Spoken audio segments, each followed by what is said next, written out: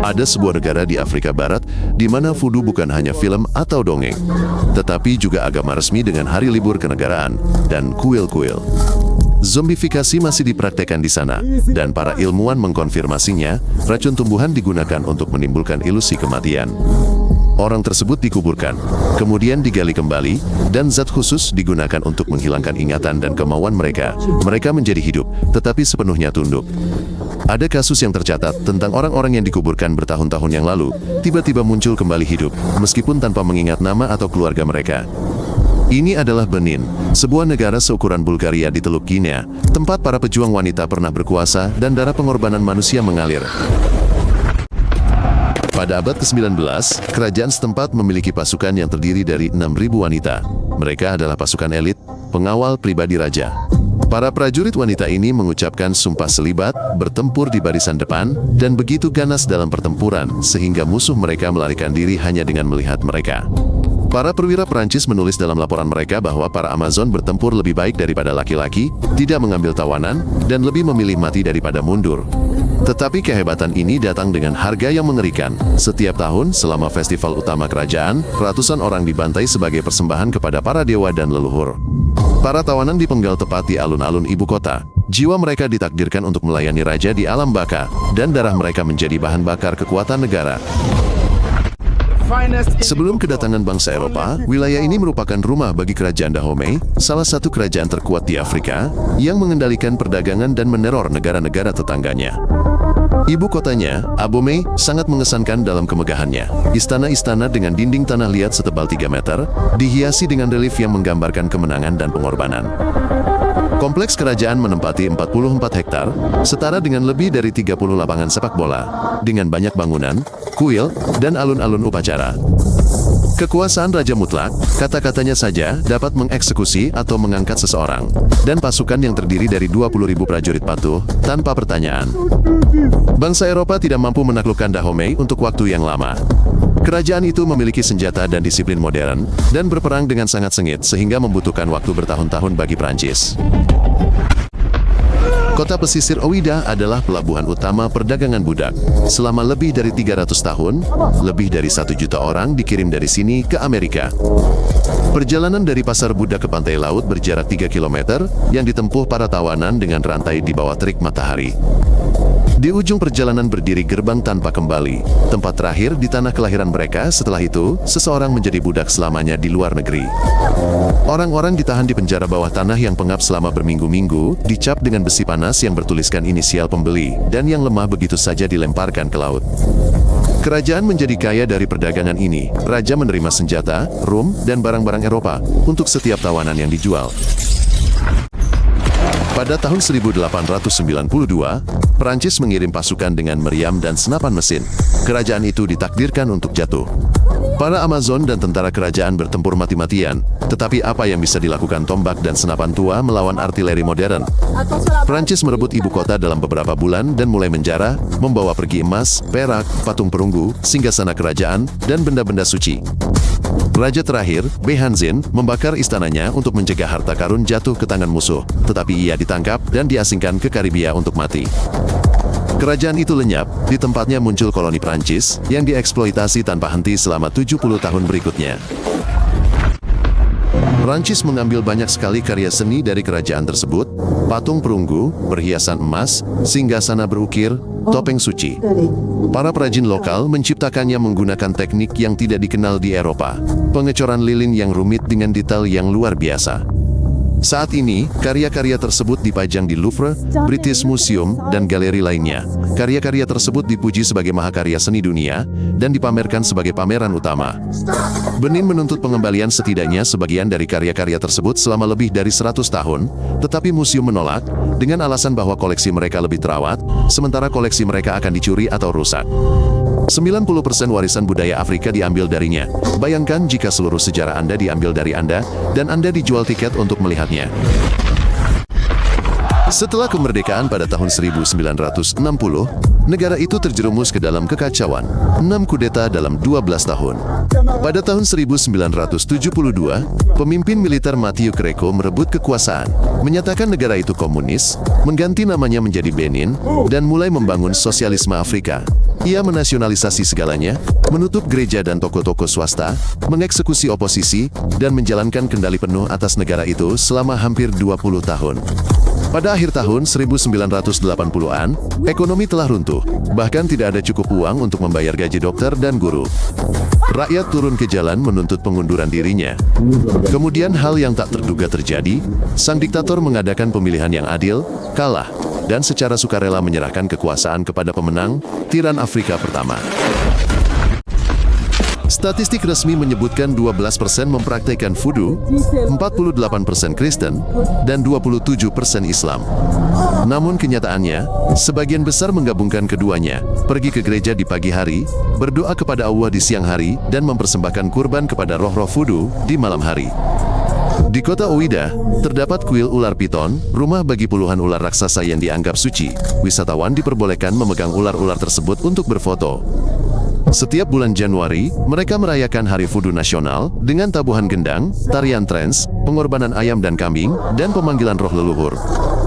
Ini adalah satu-satunya tempat di planet ini, di mana sihir kuno secara resmi diakui oleh negara, bersamaan dengan Kristen dan Islam. Desa Ganfi terletak di atas danau. 20.000 orang tinggal di rumah-rumah di atas tiang kayu tepat di tengah air. Tidak ada jalan raya di sini, hanya kanal. Anak-anak sekolah pergi ke sekolah menggunakan perahu, ada pasar terapung, dan bahkan pemakaman pun berdiri di atas tiang. Desa ini didirikan oleh para pengungsi 3 abad yang lalu. Mereka melarikan diri dari pemburu budak yang takut memasuki air karena alasan agama. Penduduk setempat menangkap ikan menggunakan teknik kuno. Mereka menanam seikat ranting di dasar danau, tempat ikan bertelur, dan kemudian ditangkap dengan jaring. Wisatawan mengagumi keeksotisan tempat ini, tetapi kehidupan di sini sulit. Tidak ada toilet, airnya kotor, dan setiap musim hujan, rumah-rumah terendam air hingga atap. 60 tahun setelah kemerdekaan, bahasa Prancis tetap menjadi satu-satunya bahasa resmi, meskipun hampir tidak ada yang berbicara bahasa itu di rumah. Mata uang negara itu dicetak oleh Prancis. Benin tidak dapat mengelola mata uangnya sendiri. Nilai tukar ditentukan di Paris, tanpa berkonsultasi dengan penduduk setempat. Setengah dari cadangan emas negara itu, berdasarkan kesepakatan, disimpan di kas negara Prancis. Banyak yang menyebut ini sebagai kelanjutan kolonialisme dalam bentuk baru. Perusahaan-perusahaan Prancis memiliki bank, pelabuhan, dan jaringan telepon. Keuntungannya mengalir ke Eropa, meninggalkan Benin dengan keuntungan yang sedikit. Kaum muda menuntut agar rantai ini diputus, agar mereka memperkenalkan mata uang mereka sendiri dan menasionalisasi sumber daya. Tetapi elit takut kehilangan hubungan mereka dengan Paris. 40% ekspor negara itu adalah kapas, dan para petani menanamnya hingga kelelahan sambil hidup dalam kemiskinan. Harganya ditentukan oleh bursa di New York dan London. Ketika harga turun, ekonomi Benin runtuh, dan pemerintah tidak dapat berbuat apa-apa. Petani bekerja bersama keluarga mereka, menggunakan anak-anak di ladang, dan diracuni oleh pestisida, sementara keuntungan dikantongi oleh para perantara dan eksportir. Negara ini memiliki pelabuhan, akses ke laut, dan tanah yang subur. Namun 2/3 penduduknya hidup dengan kurang dari $2 sehari. Ini adalah jebakan kemiskinan klasik, bergantung pada satu komoditas, tidak mampu mengembangkan industri, dan ditakdirkan untuk kemiskinan abadi. Setiap tahun, ribuan anak menghilang dari desa-desa. Orang tua dijanjikan bahwa anak-anak mereka akan disekolahkan dan bekerja, lalu dikirimi uang. Pada kenyataannya, anak-anak tersebut dijual sebagai budak. Mereka bekerja di perkebunan dan pasar selama 16 jam sehari, 7 hari seminggu, dipukuli, dan kekurangan makanan.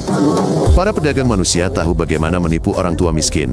Mereka menunjukkan dokumen palsu, memberikan sejumlah kecil uang di muka, dan menjanjikan tumpukan emas. Pemerintah telah membentuk polisi khusus di perbatasan untuk menangkap para pedagang manusia.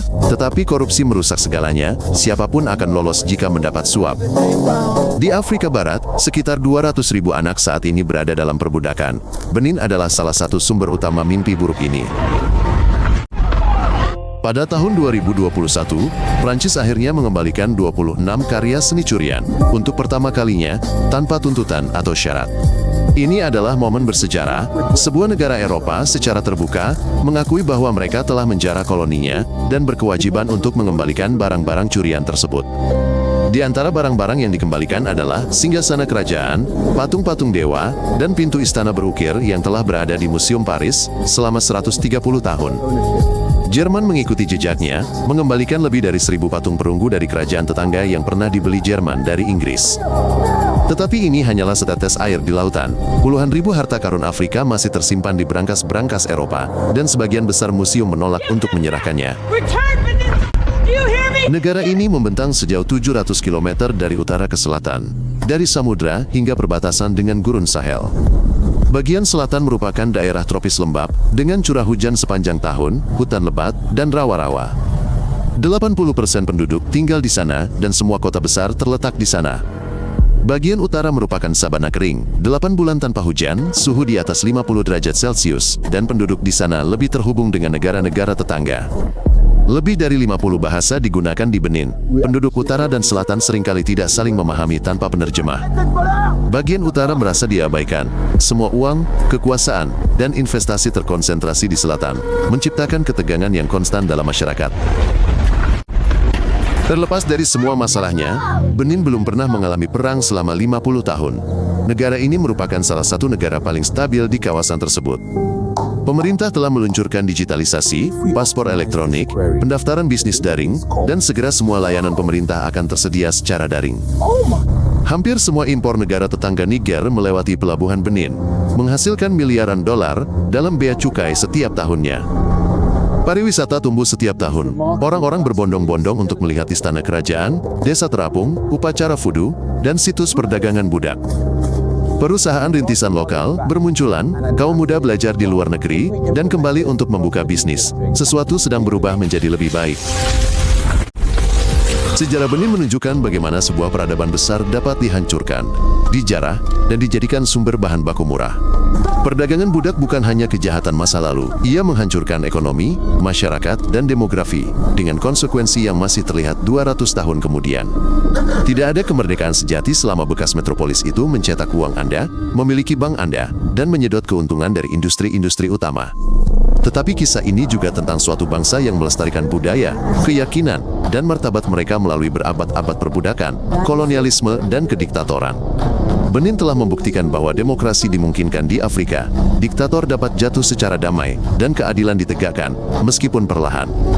Jika Anda merasa ini menarik, berlanggananlah agar Anda tidak ketinggalan episode baru. Kami menyajikan semuanya secara singkat, dan langsung ke intinya.